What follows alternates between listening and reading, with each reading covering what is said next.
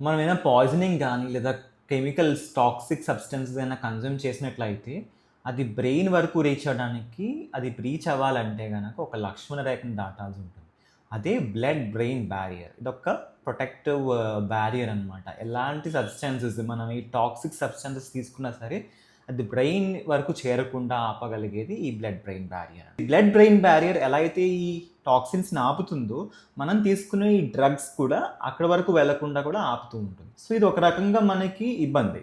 So, దాని గురించి ఇప్పుడు కొత్తగా బ్రెయిన్‌లోకి మెడికేషన్ డెలివరీ చేయడం కోసం కొన్ని రకాల అడ్వాన్సెస్ అనేవి వచ్చేసినాయి. నానో పార్టికల్ డెలివరీ అని, లేదా కొన్ని రకాల ప్రోటీన్స్‌తో కలిపి డెలివర్ చేయడం గానీ, లేదా లిపిడ్ సాల్యుబుల్ డ్రగ్స్ అనేవి ఉంటాయి. అంటే మన బ్లడ్ బ్రెయిన్ బ్యారియర్ ఏంటంటే గనక అది ఒక ఫ్యాటీ యాసిడ్స్‌తో మేడ్ అయి ఉంటుంది. అంటే ఒక ఫ్యాట్స్‌తో మేడ్ అయి ఉంటుంది.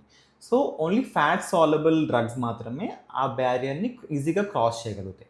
సో, అటువంటి డ్రగ్స్ ఇవ్వడంలో గానీ, ఇంకో కొత్త క్యారియర్ మీడియేటెడ్ అనమాట. అంటే ఆ డ్రగ్‌తో పాటు వేరేది కలపడం వల్ల ఈజీగా ట్రాన్స్‌పోర్ట్ అవుతూ ఉంటుందనమాట. సో, ఇలాంటి డ్రగ్స్, ఇలాంటి అడ్వాన్సెస్ కూడా ఇప్పుడొచ్చినియి. సో, ఇంతకుముందంటే అంటే గనక బ్రెయిన్‌కి ట్రీట్మెంట్ మెడికల్ డ్రగ్ డెలివరీ చేయాలంటే గనక చాలా కష్టంగా ఉండేది. Mainly because of this strict blood brain barrier.